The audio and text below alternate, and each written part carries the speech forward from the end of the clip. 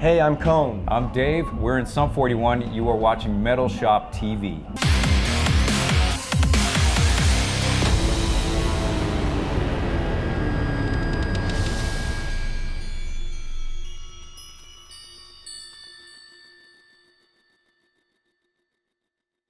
Well, I mean, every record we enjoy making, but we didn't realize it was going to be the last record till what? Like, it was almost like 3/4 of the way through. It was pretty much done. Yeah. I think it was maybe one song we recorded after we knew the band was going to end. So recording it just felt like we were recording another album. And the difference was also we recorded during the pandemic, which I think a lot of bands did, which was strange because we did it all over the internet. Like, we couldn't get together, which, you know, back in the early days when we did our early records, we were always together in the studio for like 2 months at a time.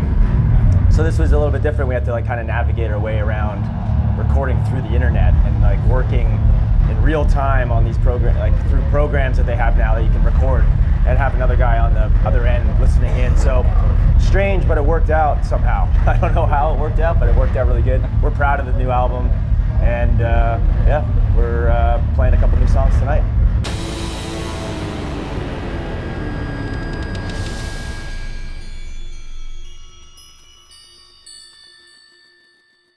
I mean, for us, it's like we had to rebuild when we started up with this lineup in 2015.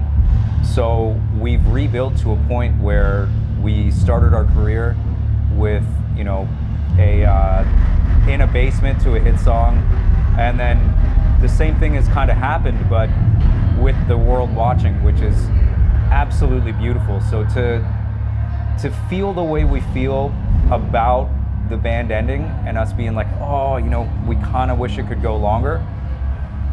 There's no better way to go out, because if we were sitting there and, you know, people were leaving the shows being like, ooh, they really got to call it a day. You know, I mean, there's some bands out there right now that are doing that, and I think this is the best choice. Yeah. Yeah. Yeah, and I think with having the double album, of having like the pop punk on one side and kind of the more heavier side, it just kind of sums up everything we've ever done in our career. You know, we have fans that really like the poppier stuff. They love In Too Deep and they like that, but we acquired these fans that just love the heavy side of our band too. So I think this album just kind of like gives it all.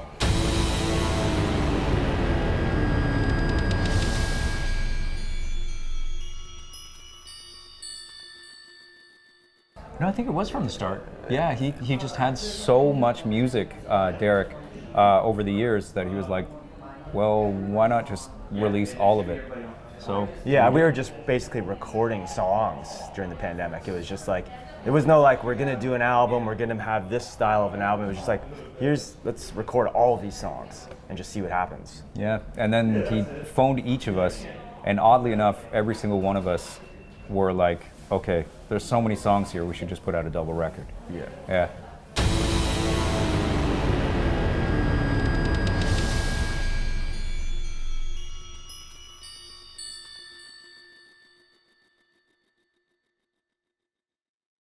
Well, I think for Derek, it's just, this is all he's done for 30 years. This is it. So, I mean, as someone who's had a career in anything, after 30 years, there may be people out there that kind of question, like, what else can I do? Can I do this? Can I do that? And he's at that point in his life.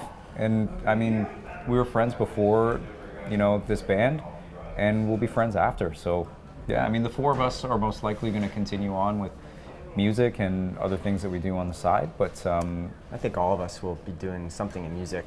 Yeah. Because that's, like Dave said, like that's all we've ever known since we were teenagers. Yeah. So yeah, I mean, we're just kind of concentrating on this last tour and trying to make it good for us, but also for the fans, and play songs that everyone likes and have fun. We're just basically trying to just have fun.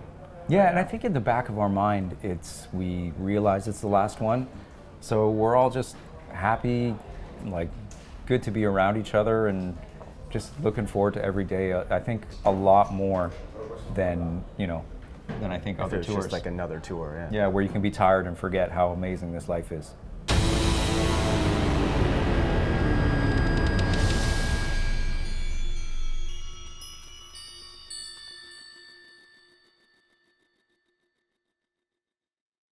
there's been no discussion about us coming back. So to us, I think we're playing this is it.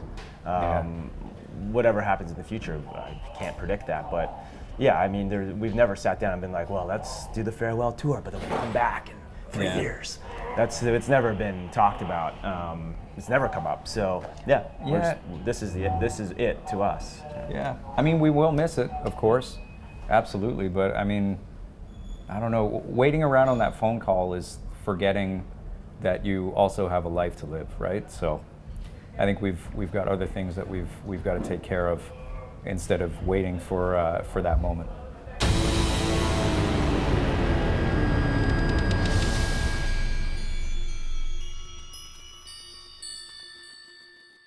I mean, do you have specific plans that you... For me, like, I'm so concentrated on this last tour, and I've said it in other interviews, but it's like, it would stress me out to think of what am I going to do February 1st. Like, I would stress myself out. I'd have to go on medication.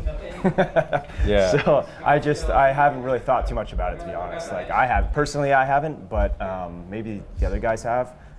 We've obviously all talked about, oh, what would you like to do? What would you like to do? But there's nothing like in stone or anything. You know, taking some time off might be a good thing, just because this band has been there's been so much of this band for the last 25 years that maybe just taking some time off is like a good thing for all of us.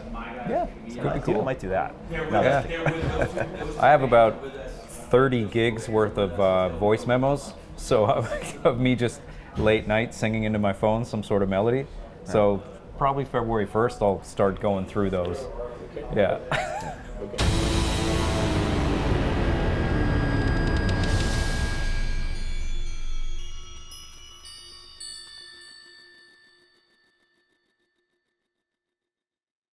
You know, I think that exhaustion makes people believe that this life is not easy.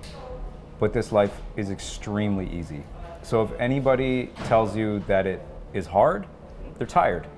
And that's my personal opinion, because that's my experience. When I got really tired, it became too much for me. And I think that applies to many things in life. Anybody that's going through life, if you're tired, life seems hard. But I mean, dude, we rolled out of bed at 1 p.m. today. We're doing interviews with publications in Czech Republic. We're gonna play Czech Republic later. This is insanely amazing. So I don't know. I no mercy for anybody that thinks that this is a hard life.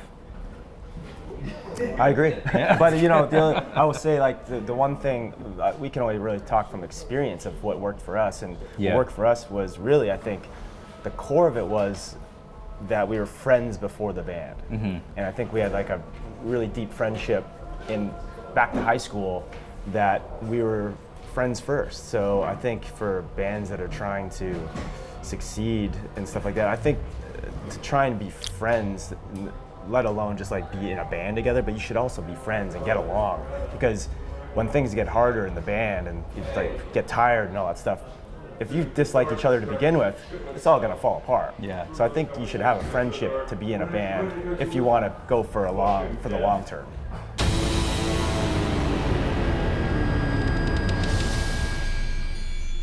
I mean, of course, there's times when, because we've been around for so long, of course, there's been times where you dislike each other, or you get into a fight, and you don't want to talk to each other for a while. But you always come back because you're friends. It's like anything. It's like family. Sometimes you hate your parents, or sometimes you hate your brother or sister, but they're your family, and that's kind of like what this band is. It's like we are family. It's as cliche as it is, but you always come back after these fights or these arguments, and you're friends. So, and you always come back to it. So, yeah, I mean, it is hard sometimes, but we're still here, so it wasn't that hard.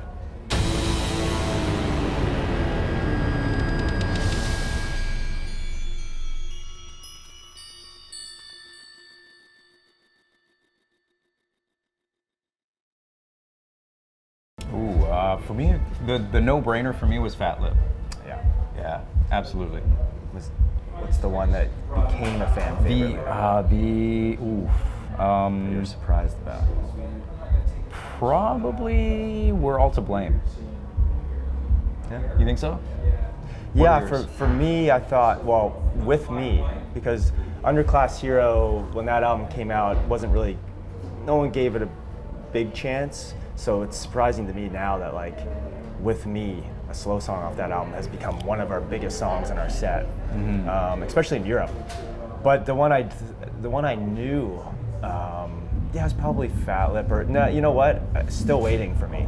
When I heard that, I knew it was so different from the last album, All Killer. But I just knew in my mind that this was a special song. I didn't know if it was gonna be a hit or whatever, but I just knew Still Waiting was kind of like a special song.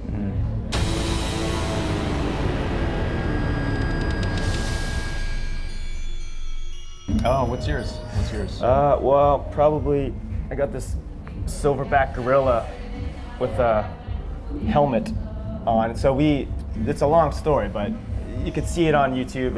It's called Sum 41 Rocked in the Congo. We went to the Congo in 2004. We were doing a documentary, and during the documentary process, we got caught in a civil war that had started.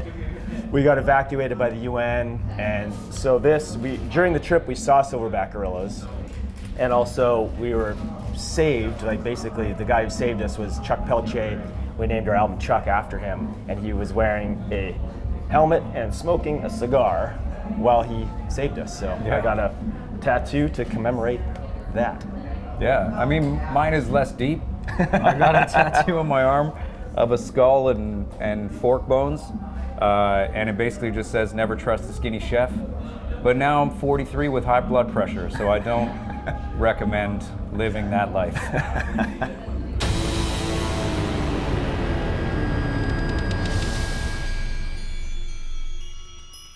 Well, I did apply to college before the band got signed. Ooh, you're gonna go back to college like Rodney Dangerfield? I'm not going to go back to college. I applied to college, but I got rejected. I was trying to go into like TV and radio broadcasting, like kind of behind the scenes technical stuff, which I kind of do now because I have a radio show. So that was probably something I think I remember wanting to do. I mean, for me, I've been given the gift of being able to do it, but voiceover. Yeah, so voiceover acting is a lot of fun. Maybe eventually real acting, but who knows? Yes. I mean, mastering the speech and accents and stuff like that it's always been very interesting to me. So yeah.